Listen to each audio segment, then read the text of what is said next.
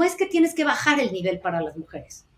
Es que en un mercado como este, si tu criterio es que hayan sido solo CEOs, el pool de tus contactos va a tender a ser male. Sí, Hay mujeres CEOs, pero hay menos y hay que ir a buscarlas. sí. En este episodio de The Talent CEO tengo el gusto de entrevistar a Claudia Hardy. Después de 17 años en el sector financiero trabajando en Equity Research, Investment Management y para GE Capital, Claudia decidió salir del mundo financiero para fundar su propia empresa de Executive Search, Essentia Group.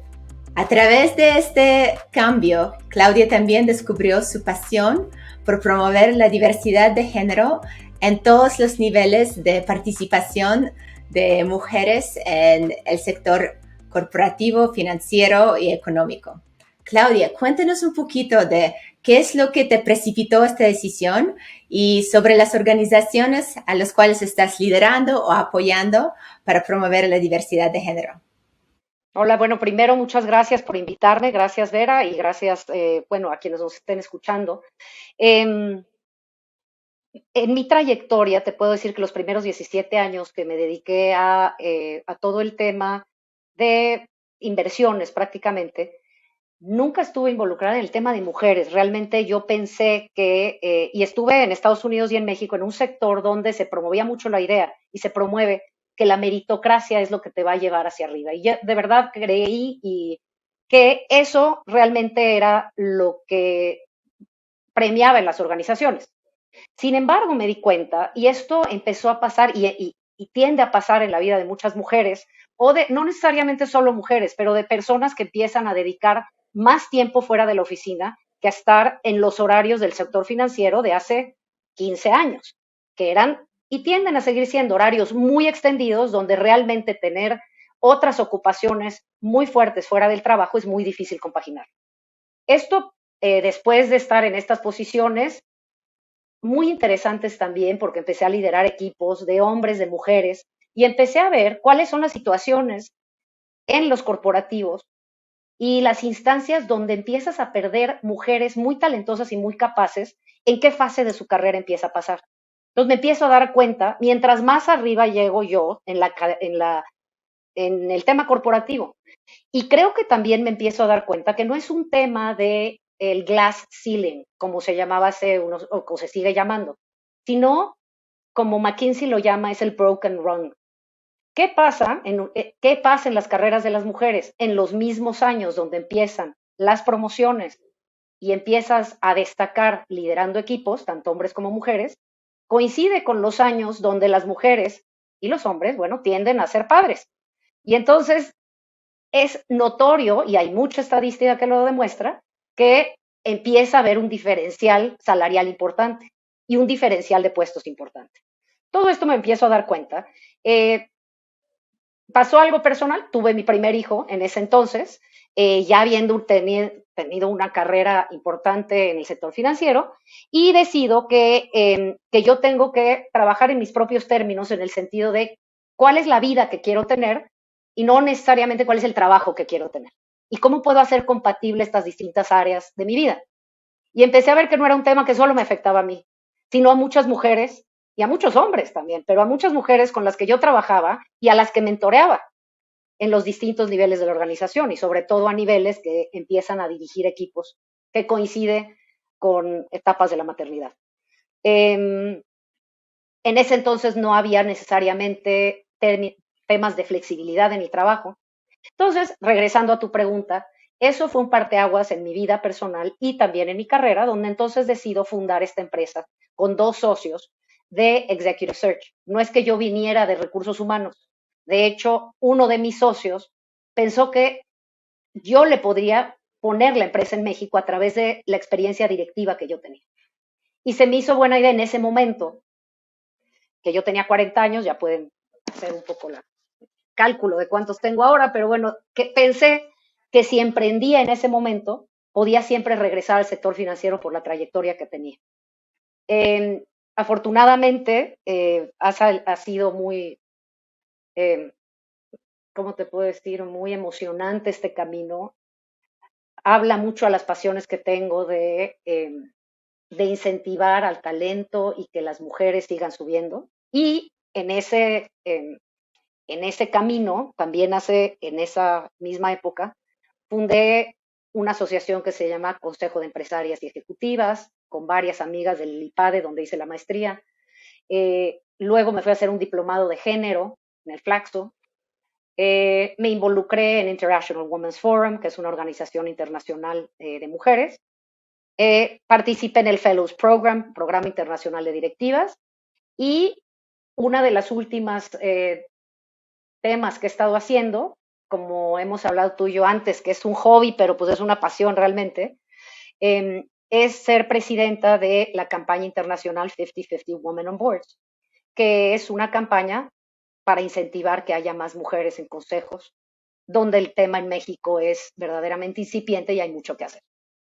Entonces, sí, resumen, trabajo a través o sea, me encanta trabajar con talento, me encanta que las mujeres talentosas, eliminar las barreras eh, para que puedan ejercer sus profesiones y su vida, si deciden ser mamás o no, ¿no? Y, y qué más, y que las empresas realmente tomen ventaja de este talento que es tan importante, no solo por la diversidad per se, sino que genera mejores empresas y mejores rendimientos.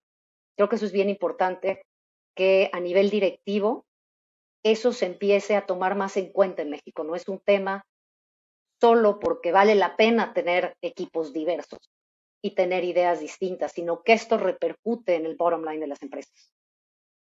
Y sí, hay un sinfín de estudios que lo comprueban, que al final del día la diversidad es lo que promueve pues, y apoya al estado financiero, a la salud financiera de una empresa, porque pues, en muchos de los sectores pues son las mujeres que son los consumidores principales o los decision makers principales. También me estabas hablando de tus varias iniciativas de entender pues cuál es el rol de la mujer, no solamente en posiciones de alto liderazgo, pero pues también en posiciones, digamos, de medio liderazgo o incluso pues en sus propios micronegocios. Cuéntenos un poquito de lo que has descubierto.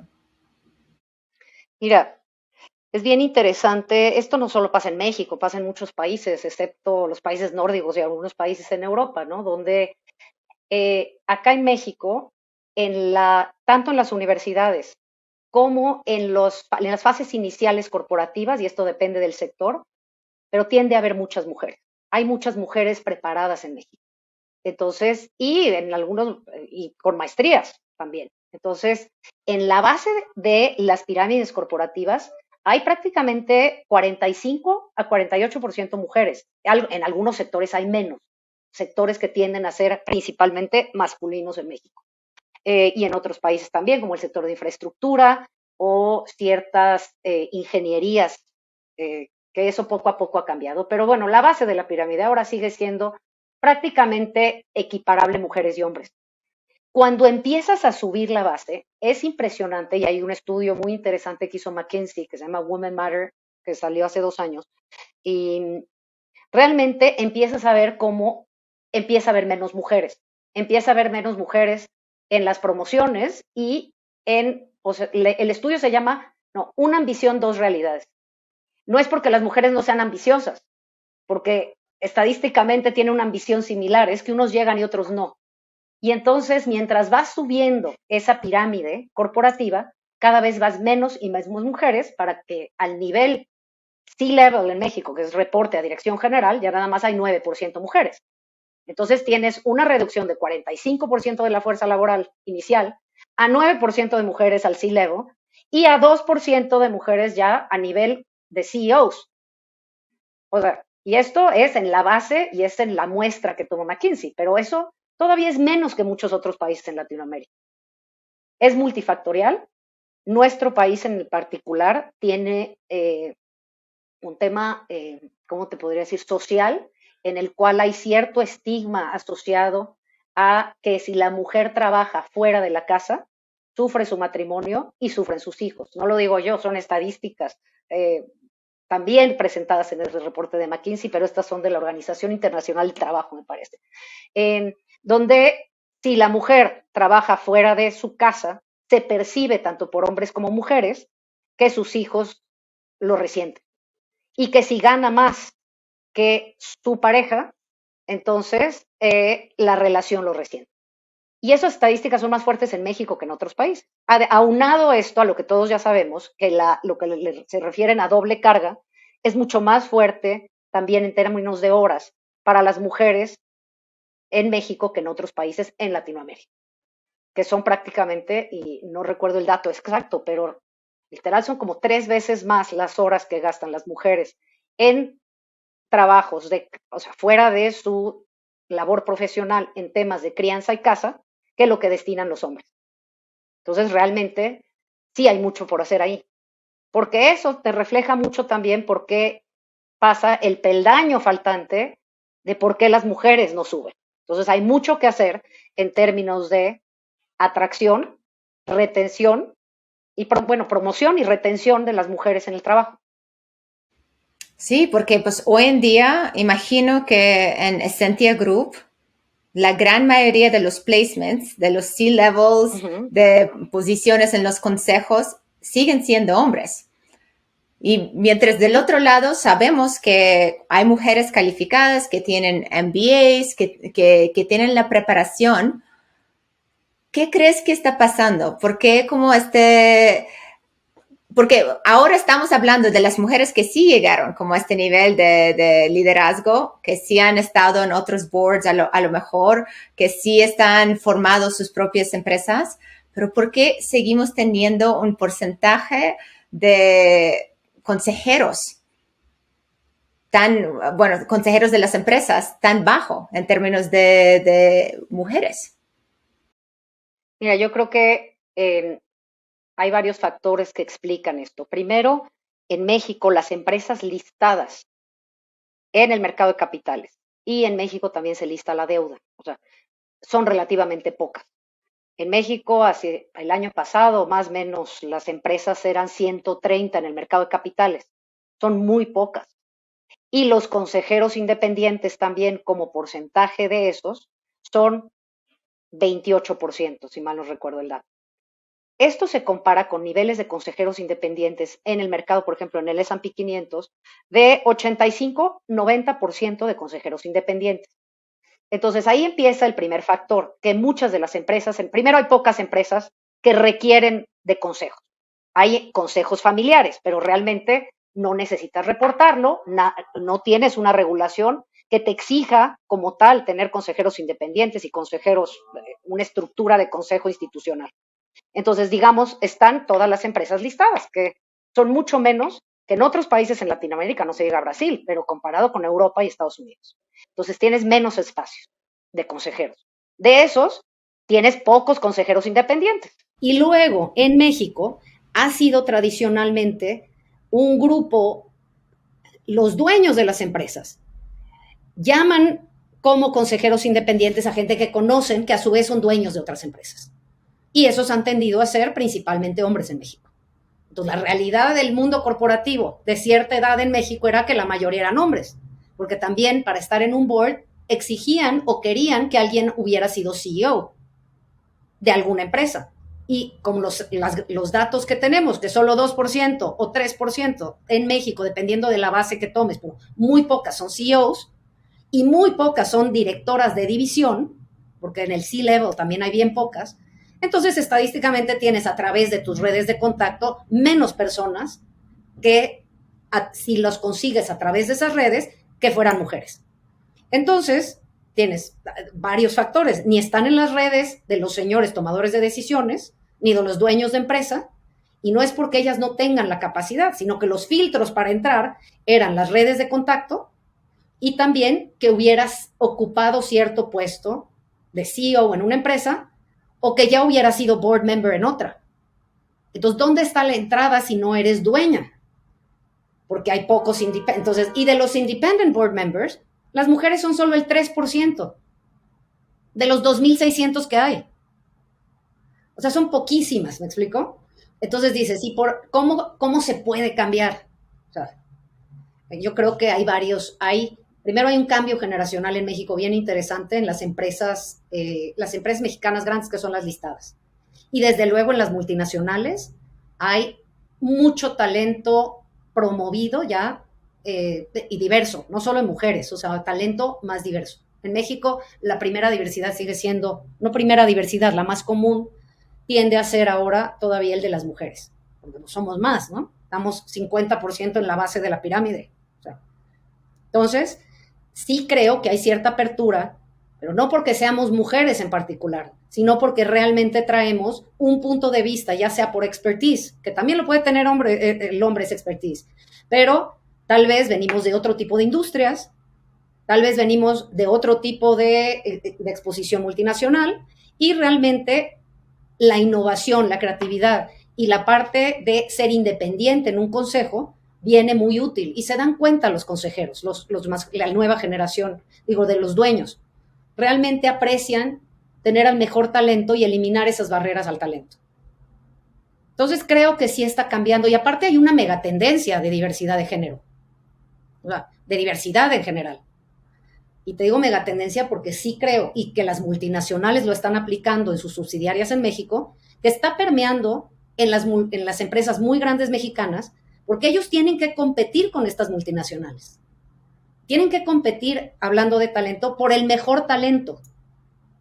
Entonces, ese mejor talento realmente está distribuido igualmente entre hombres, mujeres y lo que es en los distintos grupos. Entonces, tú tienes que tener acceso a ese mejor talento y lo puedes tener como consejo asesor, como tu consejo, como consejeros independientes, y creo que está cambiando, aunque muy poco a poco. No hay tantos espacios. Regresamos un poco a esta parte de la pirámide, porque justo ayer estuve comiendo con 10 mujeres increíbles, algo que fue bastante interesante, que yo creo que es el mejor secreto del universo en términos de tener una super carrera y balance, digamos, en tu vida personal.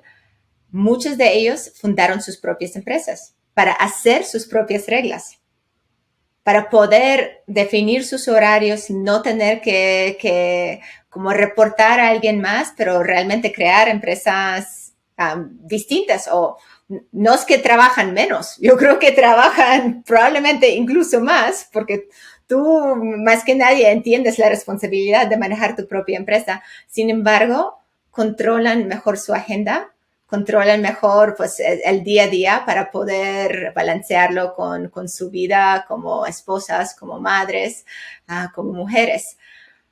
Pero el otro tema que salió es que muchos de ellos eran fundadores, eran CEOs de sus propias empresas. Casi todas tenían alguna participación previa en el board, no solamente de su propia empresa, pero de otras empresas. Pero aún así, cuando estuvieron considerados para posiciones en empresas cotizadas en México, se sintieron que las exigencias eran súper altas y no estaban seguros si de verdad son las mismas exigencias para un hombre. No sé si como que se sentían que tenías que demostrar más y tener como todas las palomitas como hechas para ser considerado, mientras pues alguien que a lo mejor no tenía todas las palomitas, pero estaría pues concursando para el puesto. No sé si has notado algo similar en tu experiencia. Pasa, en mi experiencia, en todos los niveles de poder para las mujeres. Y pasa cuando las mujeres abrimos espacios en distintas industrias y cuando hay pocas de nosotros en cualquier nivel. O sea, cuando llegas y eras la primera en el comité directivo de la empresa y la primera en que te dan un proyecto retador y la primera para que te evalúen y te den los bonos que corresponden. Y es tan de los dos lados, hay varios factores aquí. Creo que las empresas, bueno, viene de las empresas y también de las mujeres. ¿Por qué te voy a decir? Uh-huh. Las mujeres también tendemos a ser a estos niveles, o tienden a ser también en las entrevistas que he hecho, muy exigentes en cuando solicitan para un puesto, necesitan tener todo perfecto. Necesitan tener y cubrir todos los requisitos para animarse y decir, cubro todo y lo hago. Los hombres que entrevisto, y esto es mi experiencia, no solo eso, hay muchos estudios, pero yo lo veo en mi experiencia. Con 80, con 70%, y unos menos, creen que totalmente pueden hacer el trabajo, aunque tengan 70% de lo que pide. O sea, crecen con un entitlement de que los puestos son para los hombres, los puestos altos, que tienen ellos un derecho a tenerlos. Entonces tienen mucho más confianza, con menos requisitos, postularse esos puestos, pedir los aumentos que requieren. Las mujeres esperamos a que se den cuenta de nuestro valor y entonces solitos nos van a dar un aumento. O sea, no, o sea, hay 5 antes que ya pidieron el aumento y tienden a ser todos los señores. Y lo pidieron sin haber hecho nada diferente del año pasado. Entonces, ¿qué quiero decir con esto?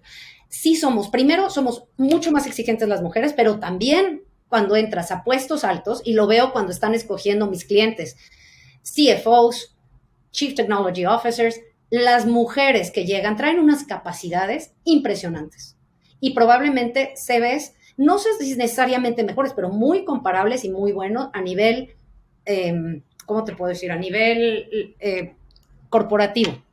Cuando vamos a los boards es un poco distinto, porque los boards tienden a ser, los boards, recuerden que no en México y en Estados Unidos tampoco, la mayoría no se buscan por headhunters, se buscan por contactos.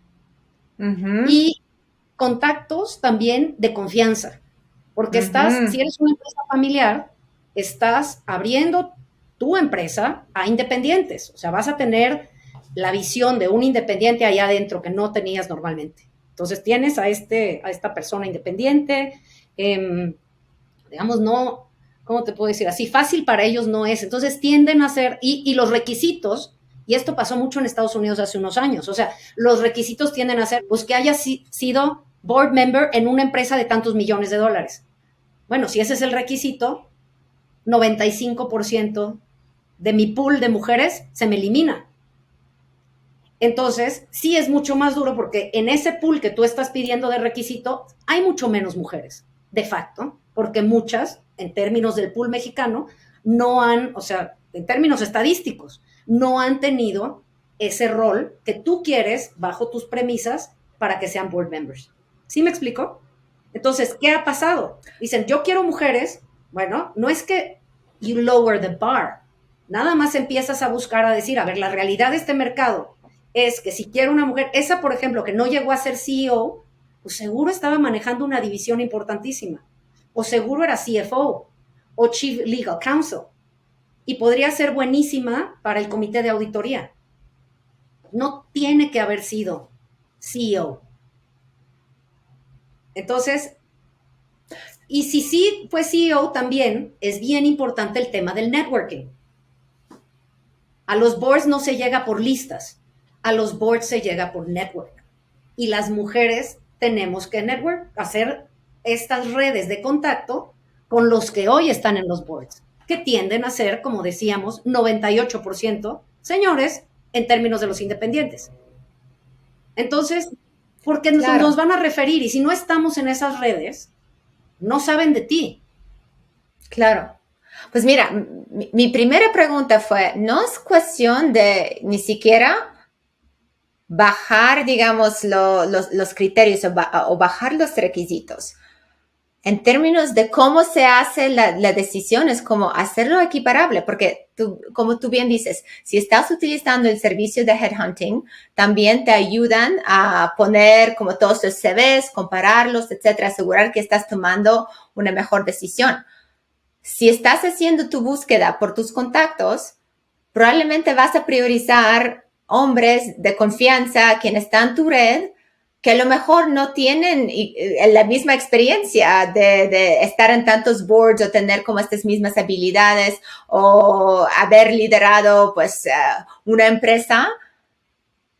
Si hubieras buscado como en el mercado, sí es difícil de encontrar esas mujeres, pero sí existen.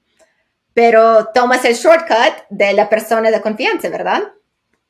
Claro, no te vas a ir, igual me expliqué mal, no es que tienes que bajar el nivel para las mujeres, es que en un mercado como este, si tu criterio es que hayan sido solo CEOs, el pool de tus contactos va a tender a ser male. Sí. Hay mujeres CEOs, pero hay menos y hay que ir a buscarlas. Sí. Y hay que, entonces, no, pues ¿sabes qué? Y tienden a hacer las búsquedas por contactos.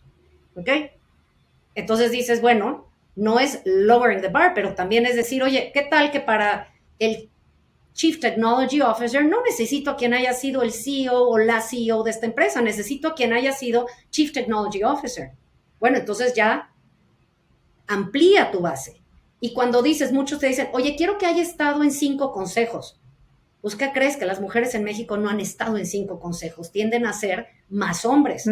Lo que te quiero decir es que el parámetro no es que you're lowering the bar, es que you're changing it, porque lo estás cambiando, porque ese parámetro no necesariamente es lo que determina que alguien sea muy bueno. Es el parámetro que se usaba. Todos estaban en 6 boards. Pero tu señora, o sea, ejecutiva, superdirectora, CTO, la eliminas al tener ese parámetro que era antiguo. ¿Me entiendes? Entonces no es lowering the bar, es getting the best, que a través de tus sistemas de selección no te eliminen a las mejores. ¿Sí? ¿Sí me explicó? Sí, sí, sí. Entonces no quiero que me interpretes de lowering the bar, porque creo que hay mujeres muy capaces en México, no es lowering the bar. Es que el bar fue irrelevante al final del día, pues el bar fue un shortcut, pero no es una medición precisa de las habilidades y del valor que se puede aportar a una persona. Y aparte hay otra cosa muy interesante, traer a un independiente, ya sea hombre, ya sea mujer, pues te da esa independencia de criterio de traerte solo a tus conocidos, que va a ser más difícil para ellos tener una visión muy independiente, porque son tus conocidos y tú los trajiste al board. Claro. O sea, pues mira, una de las preguntas que salió como preguntas de entrevistas para boards fue, ¿y dónde vacacionas? No, es increíble. Y nosotros nos quedamos con bocas abiertas porque es relevante. Y de un lado es que, bueno, quiero asegurar que, pues, eres una persona con el cual yo puedo relacionar a nivel personal y no a nivel profesional. Pero entonces estás hablando de este mismo círculo, digamos, vicioso de rodearte por tu mismo entorno, ¿verdad? Y quitar esta diversidad. Quita la diversidad. Esa pregunta en particular, y es muy notoria en México y muy fuerte, es realmente todos estos boards, y esto es mujeres o hombres, tienden a ser de un mismo nivel socioeconómico. Y esa pregunta, o sea, primera pregunta es esa. Después de varias reuniones, varias preguntas es, ¿y dónde estudiaste? Pero no college, no la universidad, es ¿dónde fuiste a la prepa? O sea, que para gente de muchos otros países dices, ¿cómo? ¿Y eso qué es relevante? La única razón que es relevante no es porque la prepa era muy buena, porque luego ya fuiste a una universidad que puede haber determinado otra cosa. Es que los entornos socioeconómicos y esa pregunta de en dónde vacacionas encaja dentro de ese perfilamiento de tener a los mismos o a las mismas. Y la diversidad, por eso te decía, también engloba no solo temas de género, engloba en México también debería de ser muy importante, y apenas estamos empezando, que a los niveles altos de las empresas también haya diversidad socioeconómica, porque también hay barreras del talento en términos socioeconómicos. Bueno, y no se diga ya de preferencias sexuales y todo el tema de diversidad de otro tipo, de todas las diversidades que puede haber, que en Estados Unidos ya van, y en Europa, mucho más avanzados en temas de diversidad, y acá estamos apenas hablando de diversidad de mujeres. Y entonces, si el propósito es mejorar el desempeño de la empresa, teniendo más diversidad, si lo único que buscas es una mujer que es básicamente igual que a todos los demás hombres, de cierta manera estás quitando este elemento de diversidad que es lo que al final del día agrega todo el valor. Pues mira, yo creo que todo agrega. Yo a mis clientes digo, ¿sabes qué? La diversidad de mujeres, o sea, para ti, que no son diversos, o sea, muchos de los boards y muchos de los clientes con que yo trabajo en los niveles altos no han crecido en entornos diversos. La mayoría de la gente con quien ellos están en el board tienden a ser gente que estudió, que vivió, va a las mismas escuelas, sus hijos van a las mismas escuelas y vacacionan en los mismos lugares, ¿ok? Y tienden a ser de 3 universidades, luego con MBAs y todo en Estados Unidos o en el extranjero, pero bueno, tienden a ser ese patrón. Cualquier diversidad que pueda traer un punto de vista diferente, y también te digo, puede ser diversidad de edad, porque también hay un tema que si toda la gente en el board tiene 70 años, pues necesitas la visión de la gente de 35, de 40, de tus consumidores. O sea, necesitas gente que esté viendo, o sea, necesitas variedad de industrias. O sea, te digo, entonces, cuando decía lo de mujeres, es la que es más fácil, es que hay muchas mujeres capaces. Y si el tema, y las entiendes perfecto porque son tus hermanas, tus primas y tus esposas. O sea, no es que tengas que hacer un esfuerzo descomunal para poder entender a esta señora ejecutiva. No es un brinco de nivel socioeconómico, no es un brinco de un nivel de otra cultura, porque tráete a alguien de otra cultura también. En México no pasa tanto, pero tráete a alguien de otra cultura totalmente y también va a agregar diversidad. Y va a ser valiosísima esa diversidad. Pero yo lo que digo, empecemos, la de las mujeres, ahí tienes hay tantas mujeres capaces en México, con trayectorias importantísimas y con tanto que agregar en términos de la visión como ven el mercado. Y muchos hombres también, ¿eh? Yo no estoy diciendo que las mujeres, o sea, yo no estoy de acuerdo con que diga, es que las mujeres aportan cierta, o sea, hay mujeres muy buenas y hay hombres muy buenos. Y todos aportamos más, hay que eliminar las barreras al talento, para que ese talento pueda subir y estar en las posiciones donde se requiere. ¿Y cuáles son tus mejores estrategias para eliminar esas barreras? Mira, creo que las empresas, o sea, necesitan, como decía anteriormente, atraer, promover y retener al talento que no sea como la mayoría de ese talento que tiene. Cuando digo la mayoría, cuando la gente no, o sea, tiene que llegar y poderse adaptar en esos entornos y poder competir en entornos donde ellos o ellas son los únicos diferentes. Entonces tú tienes que, como empresa, darte cuenta, primero, que atraigas ese talento desde la manera como publicas tus vacantes, que atraigas a un talento y un pool diverso, que no cuando leas la descripción de puesto sea un señor al que están buscando, sino que la gente pueda sentirse identificado, que pueden traer su talento a la mesa.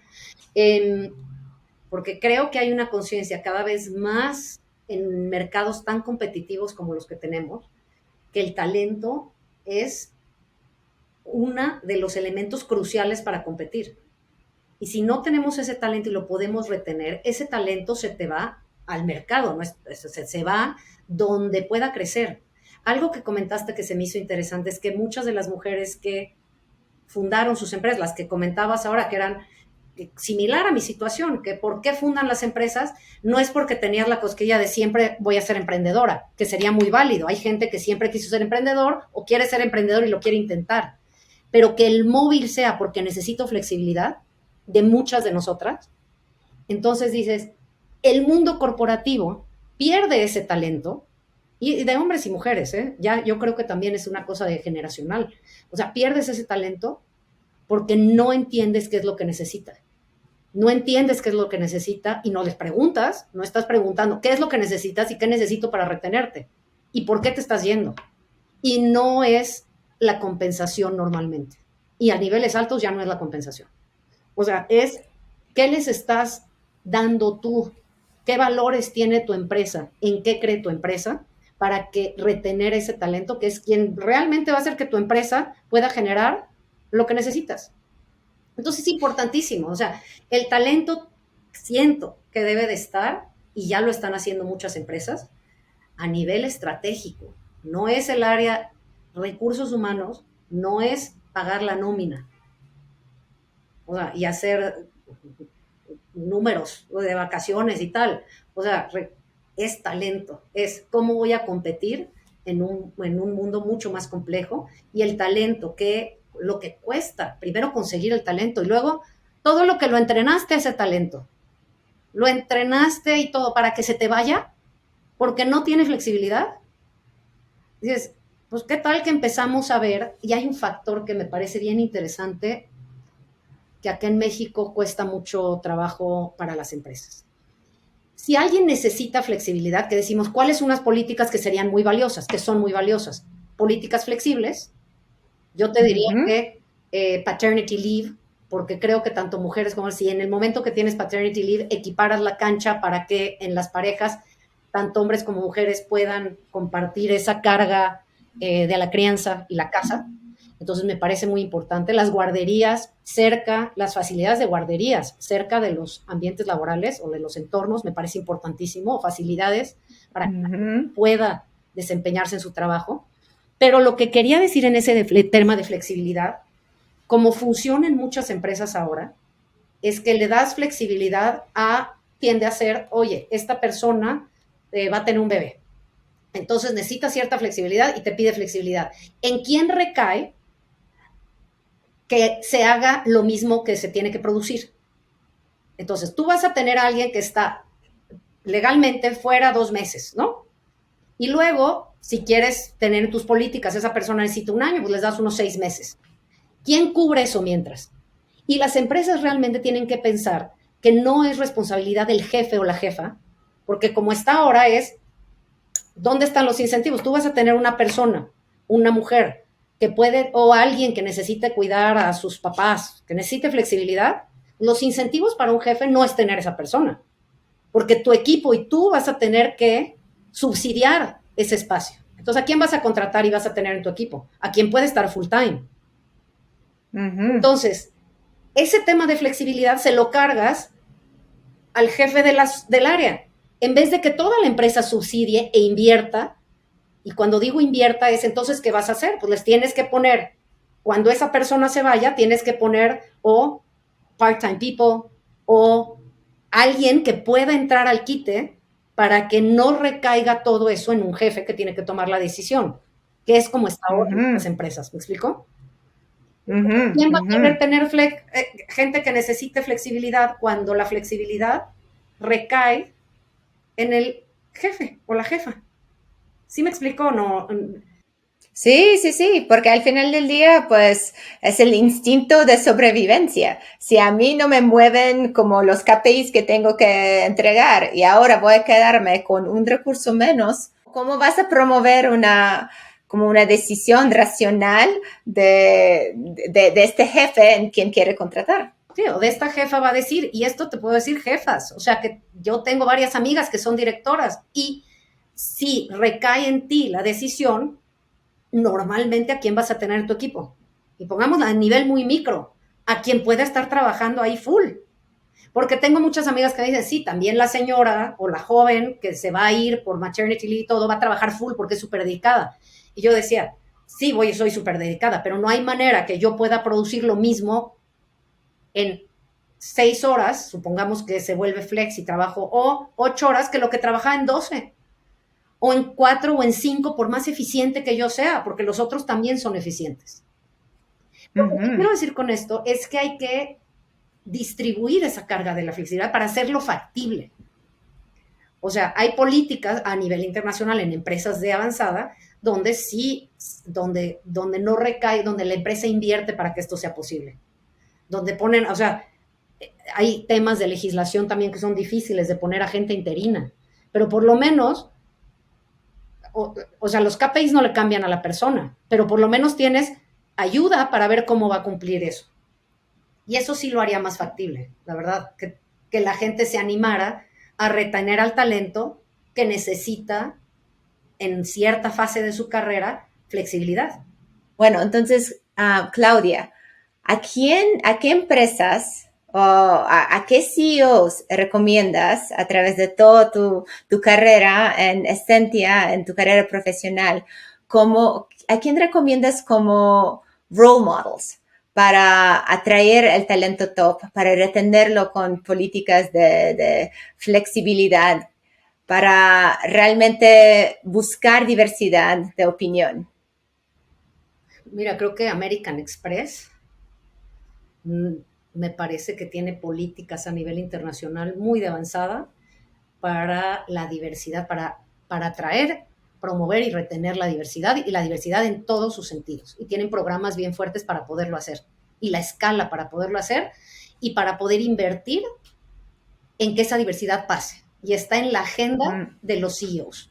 Wow. Me parece que empresas como Mastercard, tal vez, PepsiCo, ha tenido una política en México bien interesante y programas piloto de tener hasta plantas solo mujeres para ver cuál sería el efecto. Tiene políticas de paternity leave interesantísimas. Pero esas son lo que te quiero decir, y no me gustaría solo decir nombres, porque son políticas de empresa multinacional. O sea, yo no conozco a ni una mexicana, la verdad, que tenga ese tipo de políticas. No la conozco, no sé, seguro hay, pero no te podría mencionar una.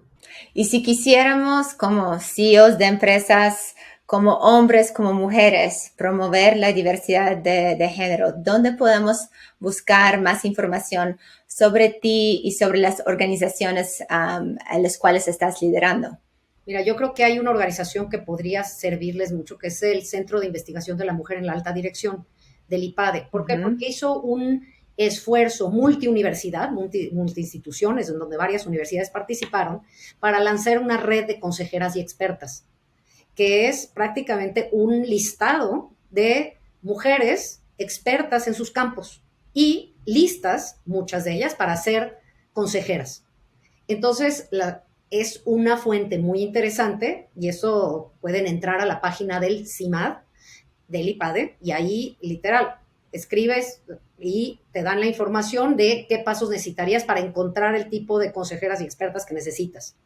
Entonces, hay mujeres, y hay muchas asociaciones de mujeres por industria. Están Mujeres en Finanzas, MEF, Abogadas MX, WICT, que son las conectadas. O sea, hay muchos grupos, y Women Corporate Directors, por ejemplo. Nosotros somos una campaña 50-50 Women on Boards, y conocemos a muchas mujeres, pero es una campaña de difusión. Pero bueno, Women Corporate Directors tiene un listado por industria de mujeres que ya son consejeras hoy. Súper.